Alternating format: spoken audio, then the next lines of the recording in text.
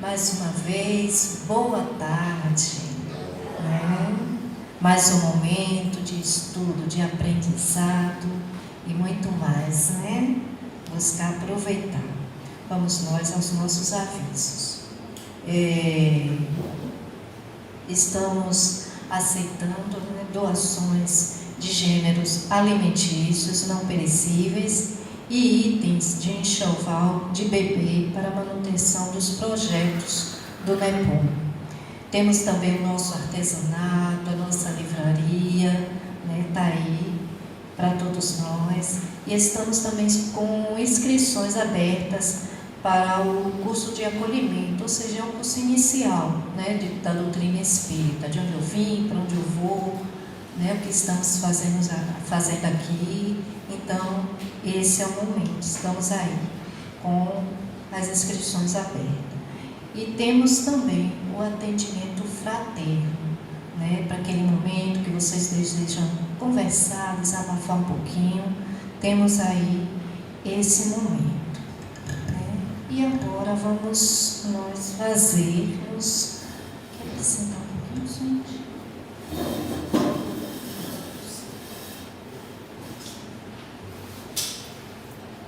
Vamos fazer a nossa leitura do Evangelho. Vou abrir aqui aleatoriamente, agradecendo também a todos os internautas pelo carinho, pela atenção, que possam curtir, compartilhar, divulgar toda essa mensagem do bem, né? Luz para os nossos lares também, né? É uma luz para os nossos lares.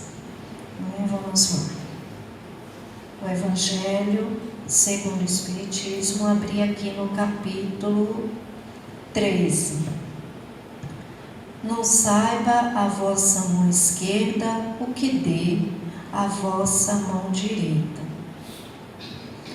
Vou ler aqui um parágrafo desse capítulo. A caridade moral consiste em se suportarem umas às outras as criaturas, e é o que menos fazes nesse mundo inferior, onde vos achas, por agora encarnados. Grande mérito há, crede-me, em um homem saber calar-se, deixando fale outro mais tolo do que ele. É um gênero de caridade isso, saber ser surdo quando uma palavra zombeteira se escapa de uma boca habituada a escarnecer. Não ver o sorriso de desdém com que vos recebem pessoas que, muitas vezes,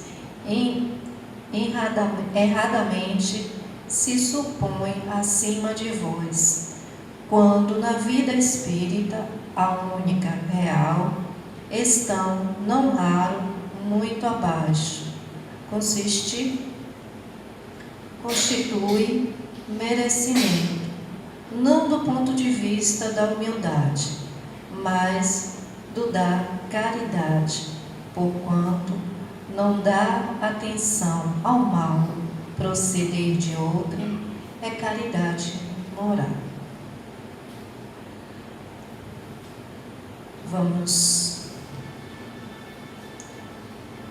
agora buscar agradecer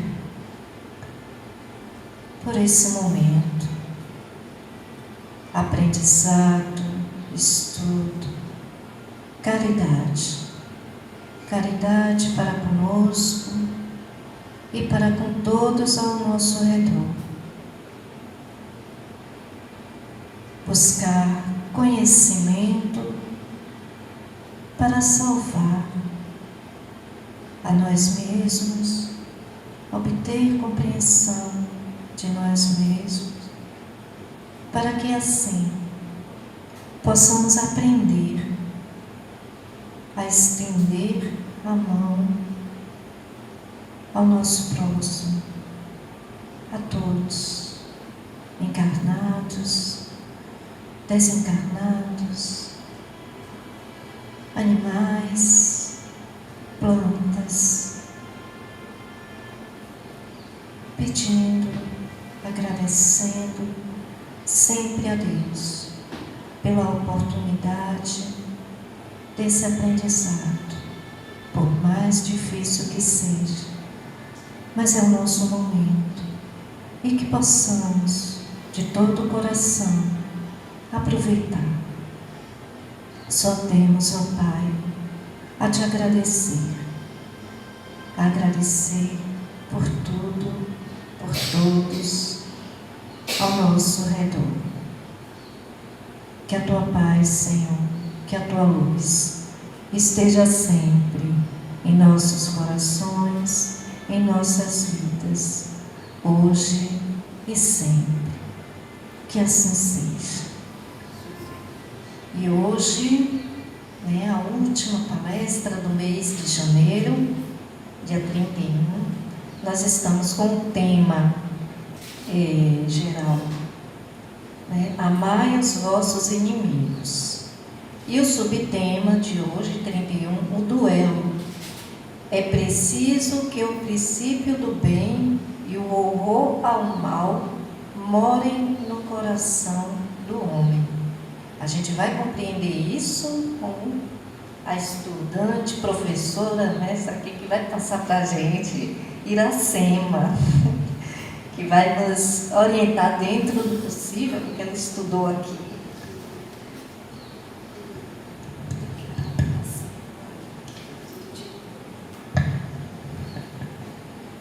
Boa tarde. Boa tarde.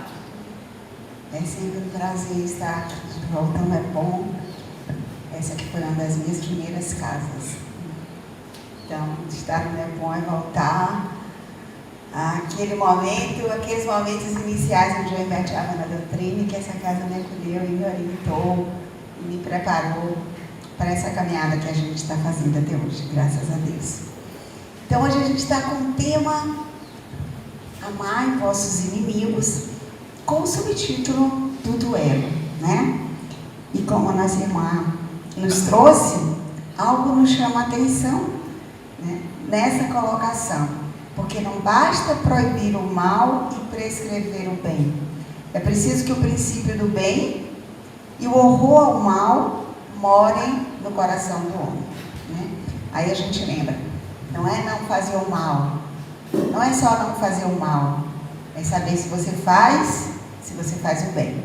Vamos entender um pouquinho o que é o duelo, Nós lembramos, não é da nossa geração, não é da nossa época o duelo, mas a gente sabe, a história nos conta, como em tempos idos, há muitos séculos, o duelo era uma prática comum, principalmente na nobreza, As coisas eram resolvidas em forma de confrontos pessoais diretos, que era uma forma de proteger a honra daquele indivíduo, daquela família. Quando a gente assiste diversos filmes que nos mostram, não só nos tempos da aristocracia, mas até nos filmes americanos de faroestes, de confrontos, A bala, ou a faca, ou a espada, No duelo se dava de forma ajustada, ou seja, a gente combinava e em campo aberto, com presença de testemunhas, nós íamos nos confrontar. Era tido como um desagravo, na medida em que a minha honra era ofendida, o desagravo era feito com confrontos pessoais, dos quais quase sempre teria que morrer. Era uma forma de se reparar as ofensas, Nós tínhamos da espada, da faca, do revólver, cada um escolhia, essas regras eram estabelecidas. Ninguém ia para um duelo sem que antes não tivesse acontecido um acerto de como é que a gente ia se enfrentar. Então, cada duelante, cada um, podia ter um padrinho. Imagina, ter um padrinho para morrer, para ir para o duelo. E o duelo também podia ter um juiz, que fazia o quê? Com que as regras que foram combinadas, elas fossem obedecidas, Se o duelo acabasse em morte de um duelante, o sobrevivente não podia ser incriminado. Ou seja, a gente combinou que a gente podia matar um ao outro. E esse era um modelo de disputa que foi muito usado na Europa. Era uma forma de resolver conflitos e de reafirmação de status, né? O duelo vigorou no mundo ocidental. O último país que acabou com o duelo foi o Uruguai, em 1980. Olha que não é tão para trás assim, mas graças a Deus é uma prática que a gente já não vê nos dias de hoje. Aí a gente para e pensa, por que Kardec trouxe o tema do duelo para a nossa reflexão na doutrina espírita? Se a gente pensar, o que gerava o duelo era o quê? Orgulho, meu orgulho ferido, minha moral ferida, minha honra ferida. Por que Kardec dedica, não só no Livro dos Espíritos, como no Evangelho, no capítulo Amai Vossos Inimigos, a questão do duelo? Vamos lá. Na época de Kardec, o século XIX, esse duelo era comum. Era uma forma de se resolver qualquer questão. Até as coisas mais simples eram resolvidas no confronto pessoal, na arma, no ferir o outro, no matar o outro. E haviam leis que consentiam isso, desde que os duelistas estivessem de acordo, eles poderiam ir resolver as suas questões num confronto pessoal armado, com o padrinho e com o juiz. Isso na presença de outras testemunhas, né? E aí nós vamos para lá para o Evangelho, nosso Evangelho no capítulo 12. Amai vossos inimigos. O Evangelho começa e nos traz essa reflexão. Se o amor do próximo constitui o princípio da caridade, amar os inimigos é a mais sublime aplicação desse princípio, porquanto a posse de tal virtude, ou seja, desse amor aos inimigos, representa uma das maiores vitórias alcançadas contra o orgulho e contra o egoísmo. Então, o Evangelho nos chama a essa reflexão logo de início. Ora, se amar ao próximo é, na verdade, a maior expressão de caridade, imagina amar os nossos inimigos. Quando é que eu não amo o meu inimigo? Ou quando é que eu coloco alguém como o meu inimigo? Aí a gente tem orgulho, vaidade, arrogância. Mas vamos lá. Kardec trouxe essa reflexão e na Instrução dos Espíritos, nesse mesmo capítulo 12, a gente tem Adolfo, bispo de Argel, em 1861, traz essa mensagem no nosso Evangelho. Há crime no homicídio em duelo. Nós vimos que, pelo combinado, o sobrevivente não seria incriminado. O Evangelho já nos diz que há um crime de homicídio no duelo. Ninguém tem o direito, em caso algum, de atentar contra a vida de seu semelhante. É um crime aos olhos de Deus, que vos traçou a linha de conduta que tendes que seguir. Nesse mesmo capítulo, nós temos, também na Instrução dos Espíritos, no capítulo 12, uma mensagem de Santo Agostinho, Paris, 1861. E ele nos diz o seguinte: pode o duelo constituir uma prova de coragem física, mas aí ele diz, de desprezo pela vida. No momento em que eu combino e coloco a minha vida nesse confronto, há um certo desprezo pela vida, diz Santo Agostinho nessa mensagem. Mas também é, incontestavelmente, uma prova de covardia moral, como o suicídio. O suicida não tem coragem de enfrentar as vicissitudes da vida. O duelista não tem a de suportar as ofensas. Então ele coloca aí a situação do homicídio e também do suicídio, na medida em que eu me coloco nesse confronto, coloco a minha vida nessa disputa por orgulho, por vaidade, por arrogância, por egoísmo.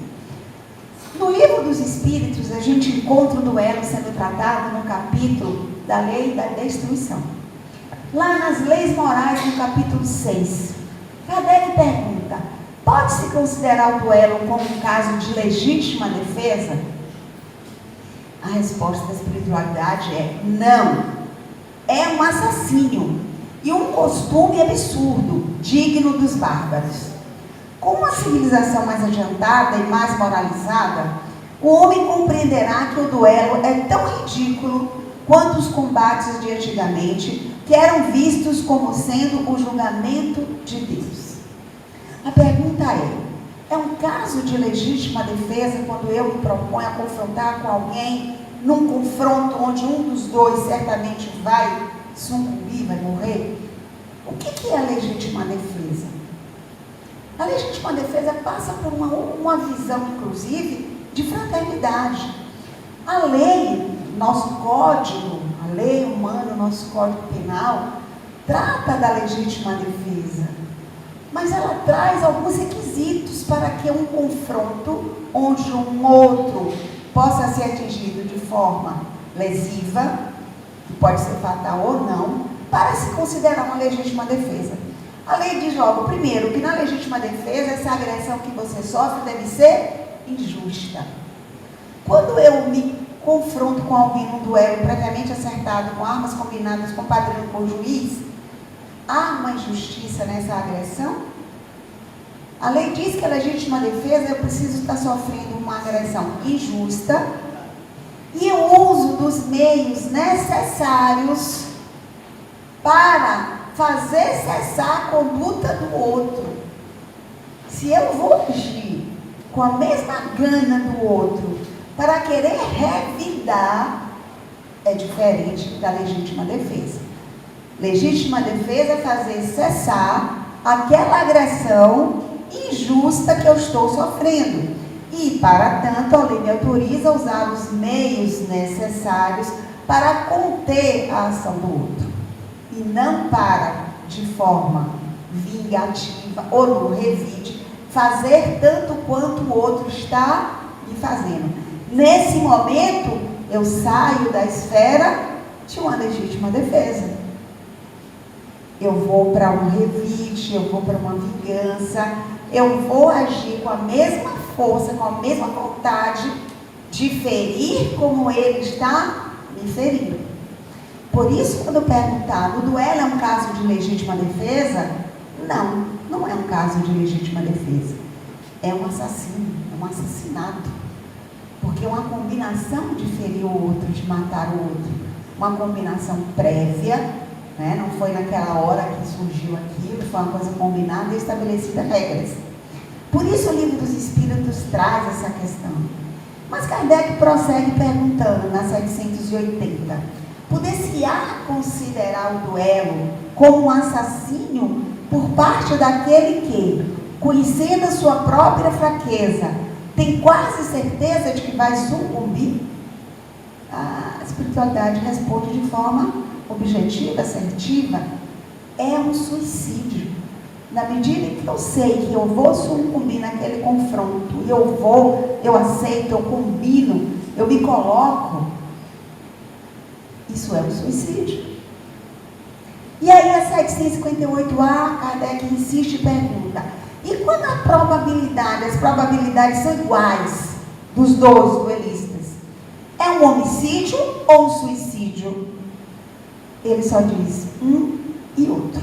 Eu tenho um homicídio daquele que mata, eu tenho um suicídio daquele que se coloca naquela posição em que certamente vai morrer. E aí Kardec faz um comentário dizendo o seguinte, em todos os casos, mesmo quando as possibilidades são iguais, o duelista é culpado. Primeiro porque atinge fria e propositadamente a vida de seu semelhante. Depois, porque expõe inutilmente a sua própria vida sem proveito para ninguém. Então, quando a gente tem o cenário do suicídio, a gente tem uma situação ou de duelo, nós temos uma situação de suicídio e de um homicídio. Um porque atinge a vida do seu semelhante, a vida do outro, friamente, propositadamente. E o outro, por quê? Porque ele expõe a sua própria vida sem nenhuma utilidade, sem proveito para ninguém. E aí Kardec prossegue e pergunta: que valor tem o que se chama ponto de honra em matéria de duelo? Porque era ponto de honra, ofendeu minha honra, atingiu a honra da minha família. Então eu teria necessariamente que, em defesa dessa honra, me confrontar no duelo com o oponente. A espiritualidade diz: o que se chama ponto de honra? Olha o que ele diz: orgulho e vaidade, dupla chaga da humanidade. Então, o que move esse confronto é o orgulho e a vaidade. Nada mais do que isso. É isso que muitas vezes a gente tem como ponto de honra. O ponto de honra passa por essa reflexão. O que é o ponto de honra para mim? Orgulho, vaidade, egoísmo, arrogância. E a gente sabe que o orgulho, a vaidade, a espiritualidade está sempre nos chamando a atenção pelo mal que faz a humanidade e quanto dificulta o nosso crescimento e a nossa evolução. Na 759A, Kardec insiste nesse ponto, nesse ponto de honra, e pergunta o seguinte: mas não há casos em que a honra se acha verdadeiramente empenhada e que a recusa seria uma covardia? E aí a espiritualidade nos dá as respostas, uma resposta um pouquinho maior, mas para que a gente possa de fato compreender esse percurso. Ela diz o seguinte: isso depende dos usos e costumes. A gente sabe que honra é um valor relativo. Em alguns lugares você tem alguns pontos de honra que têm um valor maior do que em outros lugares. Em algumas situações, dependendo de usos e costumes daquele local, daquela época, algumas questões são consideradas como um ponto de honra muito importante. Outros já não têm aquela dimensão, né, na vida da pessoa. E aí ele diz: cada país e cada século tem a esse respeito um modo de ver diferente. É uma questão de valor. Quando os homens forem melhores e mais adiantados em moral, compreenderão que o verdadeiro ponto de honra está acima das paixões terrenas e que não é matando ou se deixando matar que se repara os agravos. Parece simples. Na medida que a gente vai evoluindo do ponto de vista de moralidade, a gente vai começando a compreender. Eu não preciso, o que é ponto de honra será ponto de honra para qualquer um de nós, em qualquer lugar, quando esse avanço da nossa moralidade, quando essa nossa evolução, ela for se estabelecendo.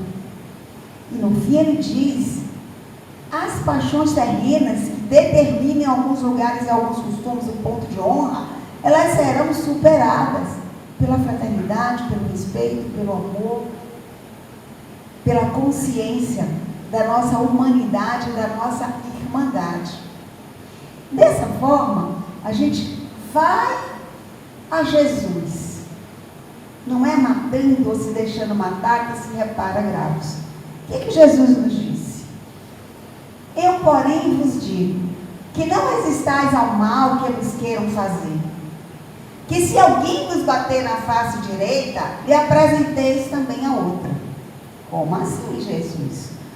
Para muita gente isso é um ponto de honra. Alguém que me ofenda, alguém que bata na minha face. Olha que Jesus trouxe uma figura. Jesus trouxe uma figura para que a gente pudesse entender o quanto de ponto de honra e de gravidade moral, né? Alguém bater na sua face. O que foi que Jesus disse? Dê outra. Se a gente for pensar, isso é uma interpretação literal? Não, Jesus trouxe um ponto, Jesus trouxe uma situação que em muitos lugares, e ainda hoje para muitas pessoas, o agredir na face é uma ofensa gravíssima, que vai lá no meu ponto de honra. A face é um lugar de respeito, é um lugar que nos identifica, é a nossa identidade. né? Então, a face é um local do nosso corpo que a gente tem como um ponto de honra do mais alto padrão. E Jesus traz esse exemplo: bater no seu rosto, dê a outra face. Foi isso que ele quis dizer. Ele não permite que a gente se defenda de uma agressão injusta. Permite sim. O que Jesus disse com isso é que você não age igual a um agressor. Legítima defesa é você parar e cessar aquele comportamento, e não você agir igual a ele. Porque quando você age igual a ele, primeiro você se equipara ao comportamento dele e você está agindo em revide, em vingança. Então, quando Jesus trouxe isso, é para que a gente pudesse, tudo aquilo que Jesus trouxe, era para que a gente entendesse que as falas de Jesus é tudo aquilo que vai no seu orgulho e na sua vaidade. Você precisa refletir e agir para sair desse lugar de achar que tudo merece um revide, tudo merece um duelo. O seu ponto de honra passa pelo orgulho, pela vaidade, pela arrogância. São esses pontos que Jesus nos chama a refletir. Não resistais ao mal que ele queira fazer. Se alguém lhe bater na face direita, apresente a outra. Use a legítima defesa. Faça cessar aquela ação na fraternidade, no amor, na caridade, no seu exemplo. Não faça como o agressor. Se alguém lhe bater na face, não faça como o agressor. Foi isso que Jesus quis nos dizer. E mais, Jesus também disse: não se deve pagar o mal com o mal. Que um homem deve aceitar com humildade tudo que pode rebaixar o seu orgulho. Que é mais glorioso se ferir do que ferir, ser ferido do que ferir. Suportar pacientemente uma injustiça do que cometê-la. Que é melhor ser enganado do que enganar. Ser arruinado do que arruinar o outro. E, ao mesmo tempo, a condenação do duelo. Porque na hora em que engano, eu engano, fere, eu firo, agride, eu agrido, eu estou estabelecendo o duelo. Eu estou estabelecendo esse confronto com armas iguais. E aí o Evangelho nos diz que quando Jesus traz, né, essas orientações, essas palavras, ele está condenando o duelo, porque o duelo nada mais é do que a manifestação do orgulho. Então, tudo aquilo que possa fazer rebaixar o meu orgulho, eu devo aceitar com humildade. O que não significa que eu não possa agir em legítima defesa quando a situação se configurar uma agressão injusta, e eu uso os meios necessários e suficientes para fazer cessar aquela conduta contra mim.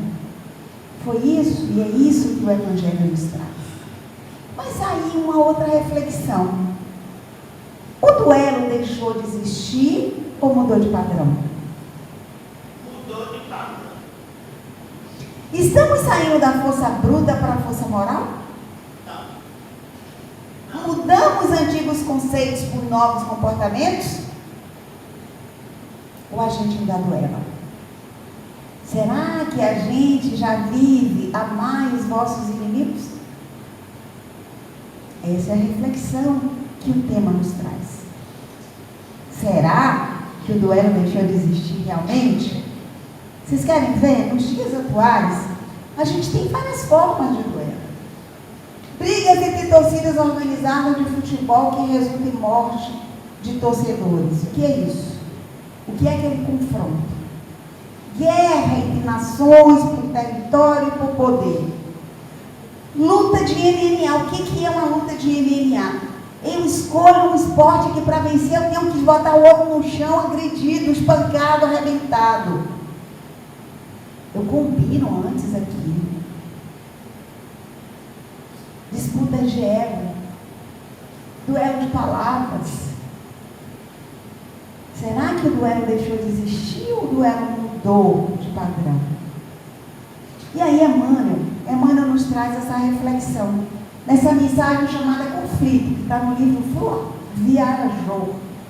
Emmanuel diz o seguinte: antigamente o duelo surgia por hábito deplorável, desfigurando o caráter e enodoando a cultura. Empenhavam-se antagonistas com a presença de testemunhas em golpes violentos, legalizando o homicídio em nome da honra. O progresso aboliu semelhante nódoa de nossa face. Todavia, o orgulho continua em outras modalidades dentro de nossas vidas. Vocês querem ver como a gente continua duelando?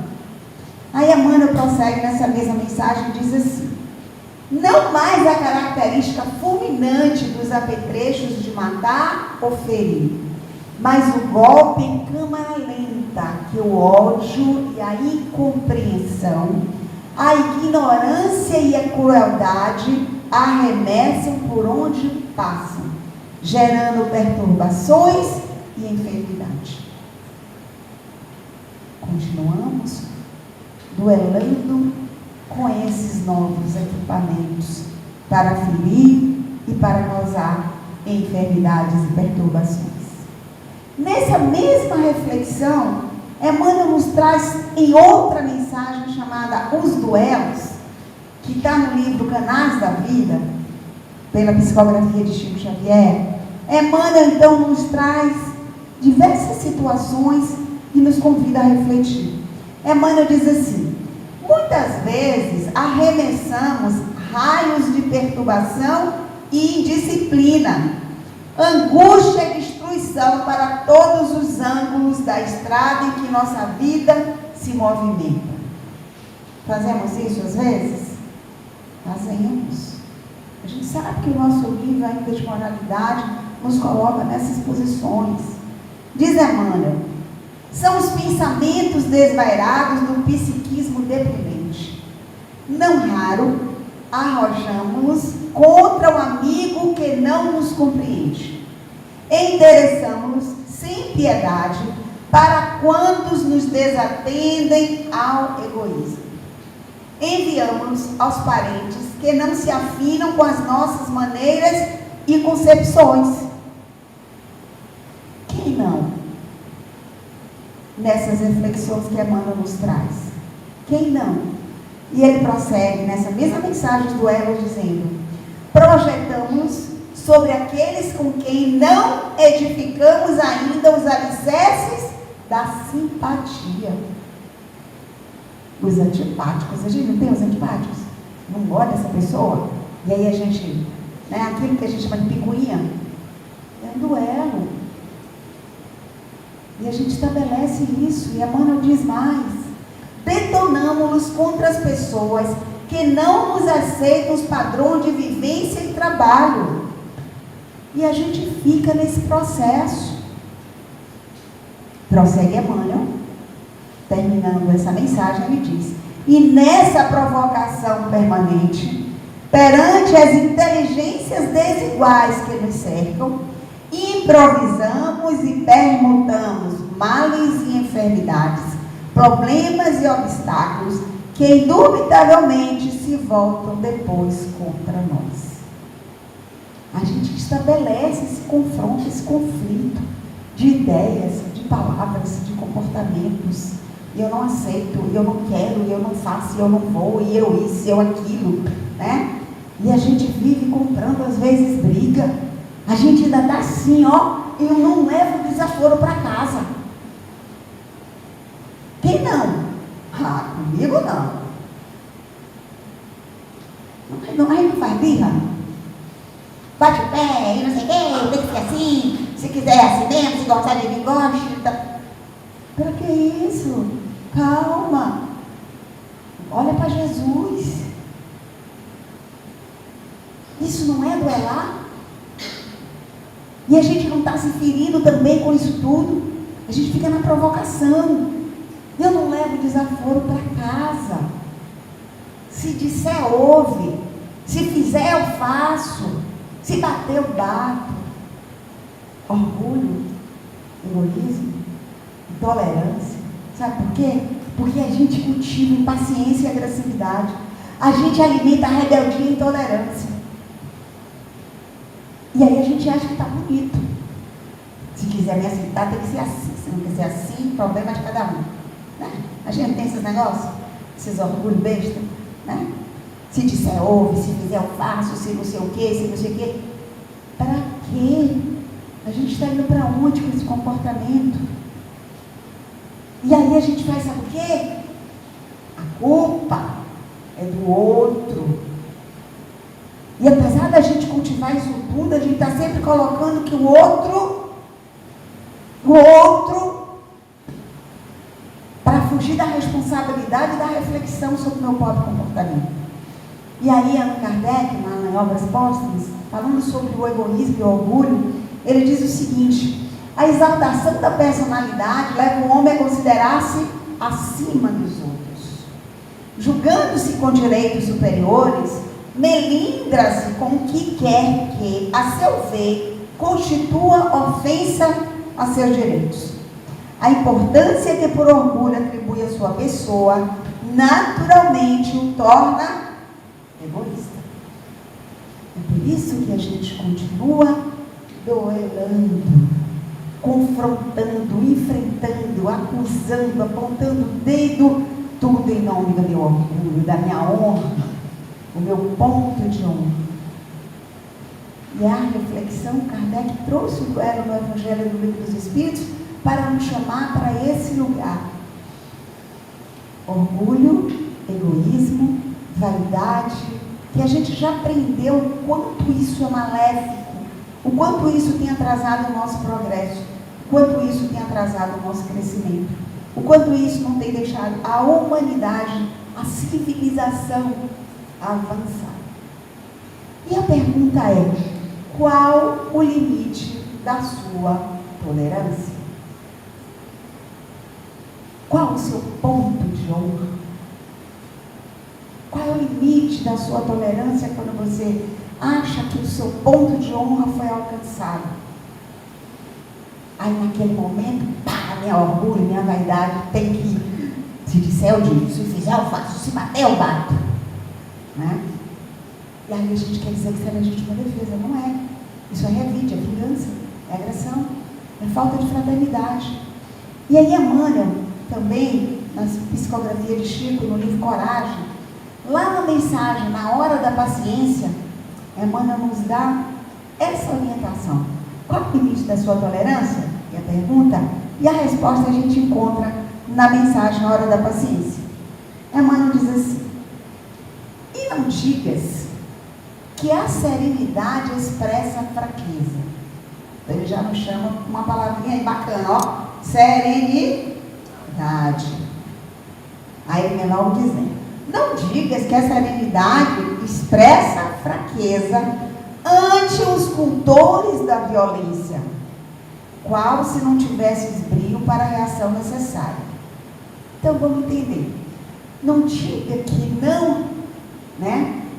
não reagir se é sinal de fraqueza. A serenidade não é sinal de fraqueza, é isso que ele diz. Qual se não tivesse brio para a reação necessária? Tem-se. Mas eu escolho a serenidade. E aí ele diz: porque é muito mais combatividade interior para dominar-se ao colher ofensas e esquecê-las, do que para sacá-las ou devolvê-las a detrimento do próximo. Vamos lá, irmã, vamos entender esse negócio. O que é que ele quis dizer?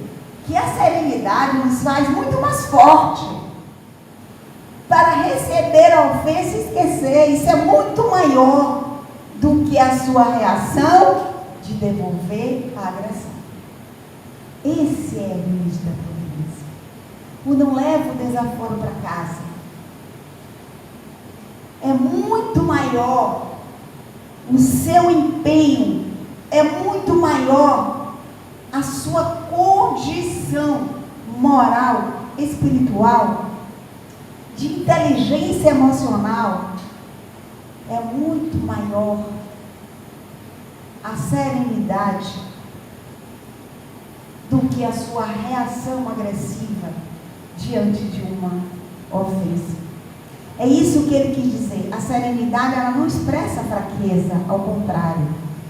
Ela lhe dá uma dimensão imensa de equilíbrio, de maturidade, de inteligência emocional. Então, isso que Emmanuel nos disse, a gente pode traduzir nessa frase que eu achei. Não leve desaforo para casa. Deixe a agressividade para trás e siga em paz. Vamos ler, não leve desaforo para casa de outra forma. Não como muitos fazem, a gente talvez tenha feito ou ainda faça. Na hora do desaforo eu revido. Não. Siga. Não leve para sua casa, não. Deixa o desaforo lá e siga em paz. Essa é a serenidade que a Emmanuel nos recomenda. Não leve desaforo para casa. Eu não vou levar nem para casa nem para lugar nenhum, meu irmão. Vou deixar lá com você. Posso lhe dar uma palavra de compreensão, de fraternidade, de equilíbrio. Mas você não vai tirar minha serenidade. Não vai tirar minha paz. É isso que o Evangelho nos chama. É isso que Jesus nos disse. Amai vossos inimigos, fazei o bem ao que vos odeia, e orai por aqueles que vos perseguem e caluniam. Amar os inimigos é não ter contra eles ódio, nem rancor, nem desejo de vingança. Então eu não vou duelar com ninguém. Tem um ódio, tem um desejo de vingança, né? Eu já estou amando o inimigo. Foi isso que Jesus quis dizer. E é isso que o Evangelho nos orienta. Amar os inimigos é perdoar-lhes incondicionalmente ao mal que fazem, e não opor obstáculo nenhum à reconciliação. Amar o inimigo é não vou levar desaforo para casa, nem para lugar nenhum. Eu vou deixar lá e eu vou seguir em paz, com a minha serenidade. Amar o inimigo é desejar-lhe o bem em lugar do mal. Quem deseja o bem no lugar do mal não vai para duelo. Não vai para duelo de ego, de palavras, não vai para duelo nenhum, não vai para confronto nenhum. É se alegrar com o bem que lhes acontece e estender-lhe a mão segura em caso de necessidade. Foi isso que Jesus quis dizer quando ele disse: amai os vossos inimigos. E foi essa reflexão que Kardec nos trouxe, quando ele contextualizou uma realidade que ele vivencia. Ele contextualizou aquele momento dele, né, na Europa, quando o duelo era comum para resolver qualquer situação, onde as pessoas resolviam suas querelas nesse confronto pessoal, onde um matava e o outro morria, onde as leis diziam que não havia crime, que era possível, assim, em defesa da honra, do seu estado, da sua posição. Tudo isso em nome do orgulho, tudo isso em nome do egoísmo, tudo isso em nome de situações temporárias, que era a aristocracia, a nobreza, de condições circunstanciais, e a vida do outro não tinha, a vida do outro era vista com desprezo. Então, quando Kardec traz isso no Evangelho, no Livro dos Espíritos, nos chamando para essa reflexão. E aí ele completa, no capítulo 12 do Evangelho, exatamente essas orientações.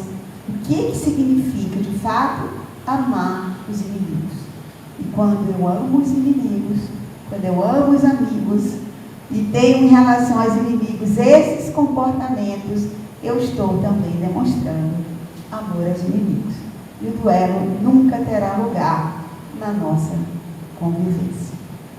Então, o convite hoje é para que a gente comece a estabelecer essa relação de amor. E aí eu recomendo para todos nós aqui, até para entender um pouco do que ela trouxe também nesse momento, dessas guerras, qual é a recomendação de Jesus?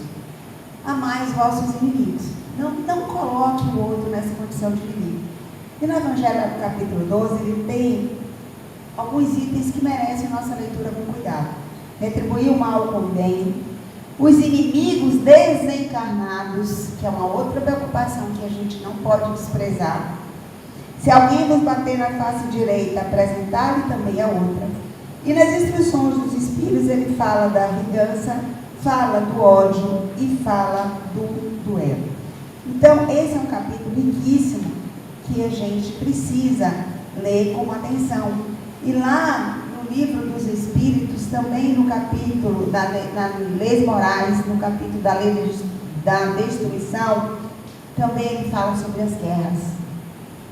Então, a gente, para entender esse contexto que a gente vive hoje, a gente, esse momento precisa que a gente leia com cuidado e a gente faça as nossas reflexões e faça também as mudanças que a gente já precisa fazer. Muito obrigada. Nós aqui agradecemos. Seja sempre bem-vinda. Estamos aqui de coração, como dizer, estamos aqui.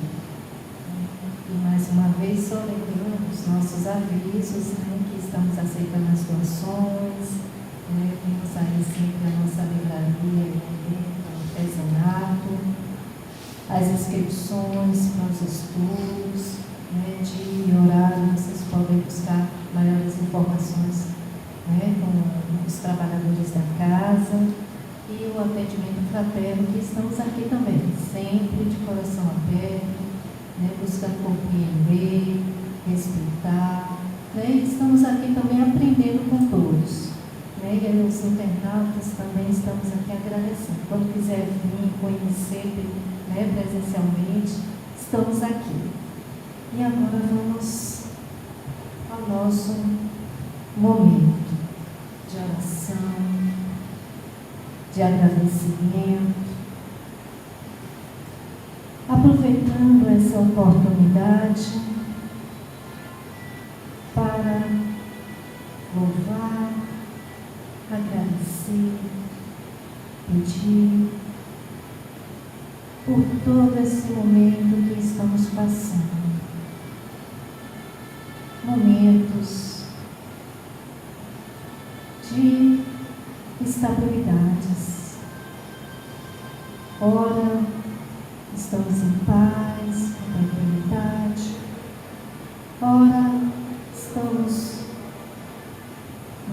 agitados, intranquilos. Mas vamos pedir a Deus para buscar compreender cada vez mais a nós mesmos e a todos esses nossos irmãos que estão passando por necessidades, por fraquezas e que estão a cometer tantas e tantas atrocidades. Pedir pelos nossos familiares e por todos nós, espíritos encarnados e desencarnados, e agradecer também por toda a equipe espiritual que aqui se encontra nesse momento, a nos acolher, a nos ouvir, a nos sentir, que possamos levar esse momento de paz, de conhecimento, para nós mesmos e para todos ao nosso redor. Obrigada, Senhor, pela oportunidade. Que a tua paz, a tua luz esteja sempre em nossos corações, em nossas vidas, hoje e sempre. Que assim seja. E só lembrando, retornaremos às palestras no dia 21 de fevereiro. Devido aos festejos, carnavalesco, vamos orar. orar também por todos que vão, né, que estão lá aproveitando esse momento, né, de festejo, né? Mas a gente conhece, todos nós sabemos a energia, né? Mas vamos orar, pedir a Deus para que seja em paz, né, com harmonia, sem muitos ocorrimentos, né, ocorrências graves, né, que seja de muita paz, né? E o passe hoje vai ser individual. Né? Obrigada a todos, muita paz e saúde a todos.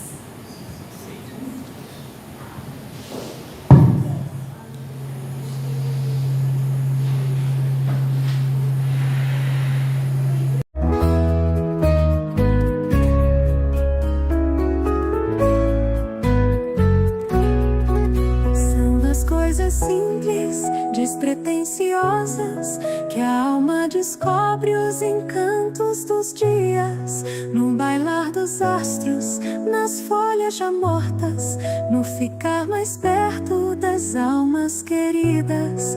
Nessas horas simples, a alma percebe o que é para sempre e o que sempre passa, e então se despe do que não lhe acresce, pra ser quase tudo sem ter quase nada. Quando a alma complica, acumula, pega, passa pelos dias iludida e cega, vive como morta e sequer percebe, até que desperte aos encantos dos dias, pois se a ilusão nos afasta da vida, são nas coisas simples que a vida acontece. São nas coisas simples, despretensiosas, que a alma descobre os encantos dos dias, no bailar dos astros, nas folhas já mortas, no ficar mais perto das almas queridas. Nessas horas simples, a alma percebe o que é para sempre e o que sempre passa, e então se despe do que não lhe acresce, pra ser quase tudo sem ter quase nada. Quando a alma complica, acumula, pega, passa pelos dias iludida e cega, vive como morta e sequer percebe, até que desperte aos encantos dos dias, pois se a ilusão nos afasta da vida, são nas coisas simples que a vida acontece. Até que desperte aos encantos dos dias, pois se a ilusão nos afasta da vida, são nas coisas simples que a vida acontece.